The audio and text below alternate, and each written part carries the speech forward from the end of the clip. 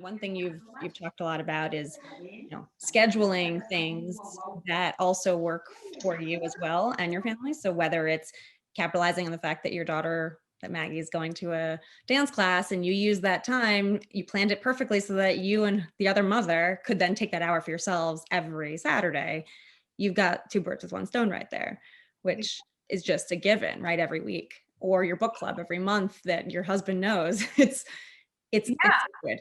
I do. Yes. And I think, I talked to a woman in this book who she takes dance class. She's like dance. She calls it her happy hour. She goes every Thursday.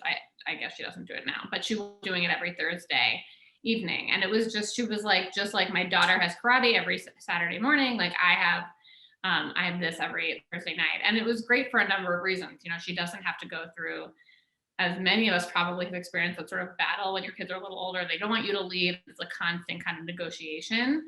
It was just sort of an accepted part of their life. Like her husband had this thing, she had this thing, her kid had this thing. It was like school.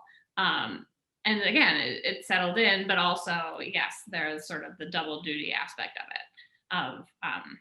For some time, my daughter had a Saturday morning ballet class, and I signed her up with my very good friend's daughter, so we could also just like have coffee for the hour, and I could get something out of that as well. But I do think building those things in, and also when it comes to parenting, I think it's an important kind of modeling issue. I like that my daughter sees that I go to book club, once a month. It's not up for negotiation, and she knows that, because so much of what our kids learn about leisure time is based on what they see.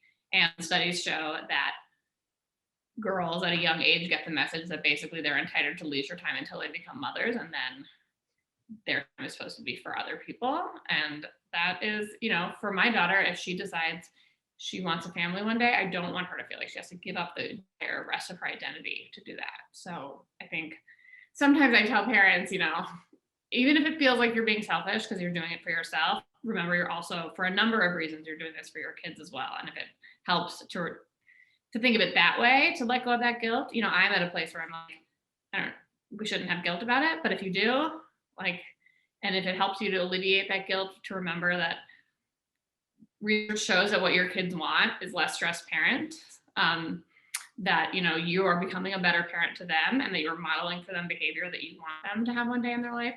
And hopefully that'll give you the permission you need to start. You should focus on that point, on the less stressed parent, because I think that research in and of itself, that data point was enlightening to me. Yeah. I think so many parents these days, and the research shows that parents really think their kids, they feel so much guilt. They think their kids want to be with them all the time. And this researcher who sort of has done a ton of work-life balance work, she did a survey of parents and kids, and asked sort of, what are your feelings about your parents' time? And what parents thought their kids were going to say was, my kids want more time with me.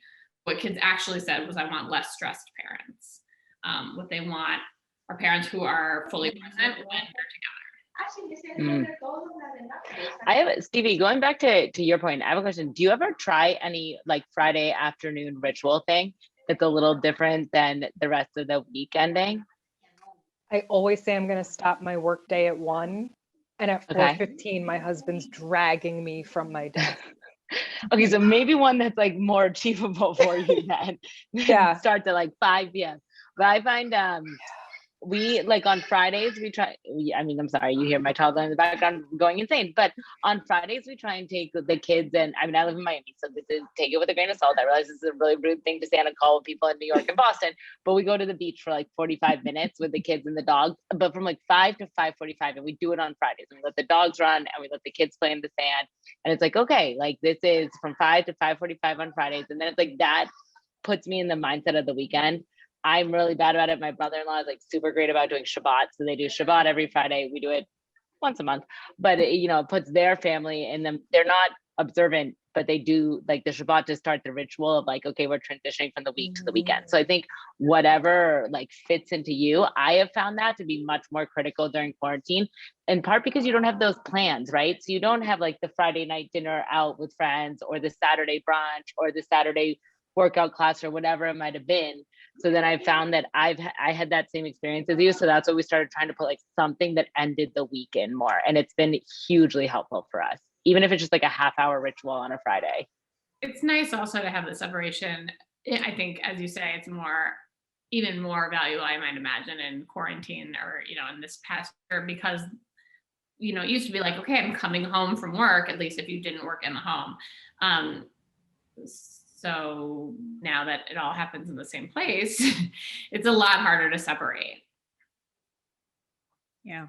I did notice, like you guys were making a comment, and it made me think, like, I struggle a lot with separation between and just compartmentalizing like work to home to kids, because I do all three things at all hours of the day and night. And I work for a global company, so I frequently am on calls with people in Asia at night or early in Europe in the morning. And so I have to physically remind myself, like, I just spent 3 hours of my night talking to people in another part of the world.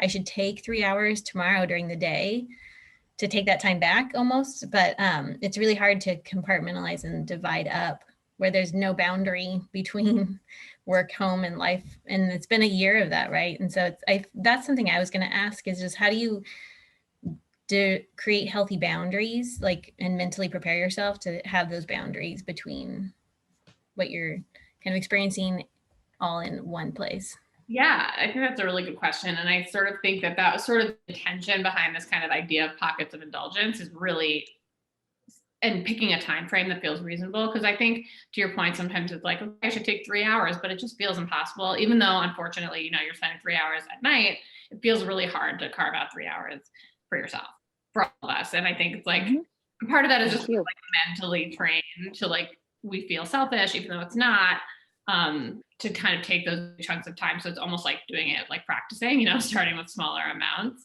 But I do have some sort of like rules. For example, I always say, if you're doing some sort of date night with a romantic partner, or a co-parent, and you are trying to kind of like reconnect, because the way the book is structured is I look at sort of the 3 areas of our life that take the biggest hit when we have kids. So that's romantic relationships, self-care, and friendships. And, I always tell the story about the first time my husband and I went on our like date night after our daughter was born.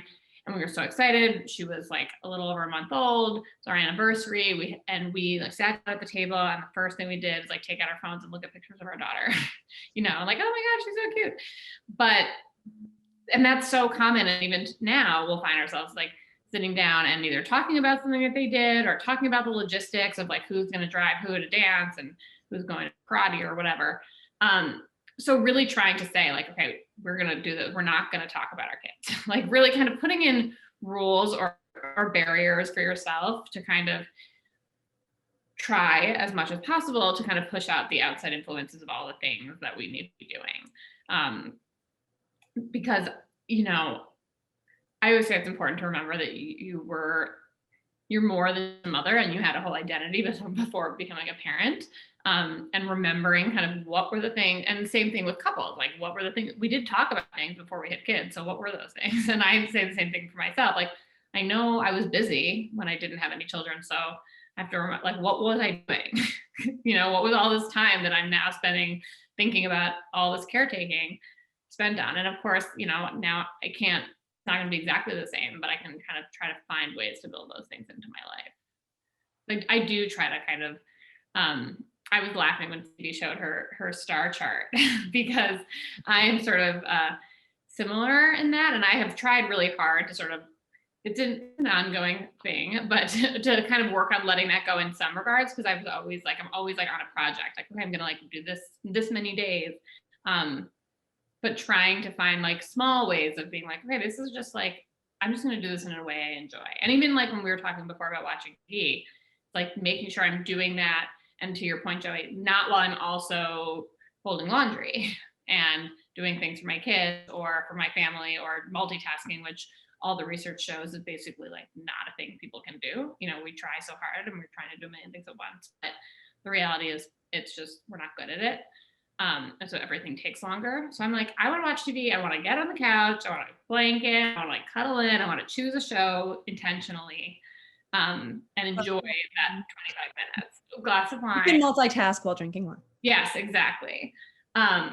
So really doing that in a way that I'm not like, okay, well, I just spent like, I kind of watched that show, but I kept having to rewind to like see that one scene over because I wasn't totally paying attention, which is, and I am guilty of doing all the things that I'm talking about. I learned them largely from experience and still have to remind myself.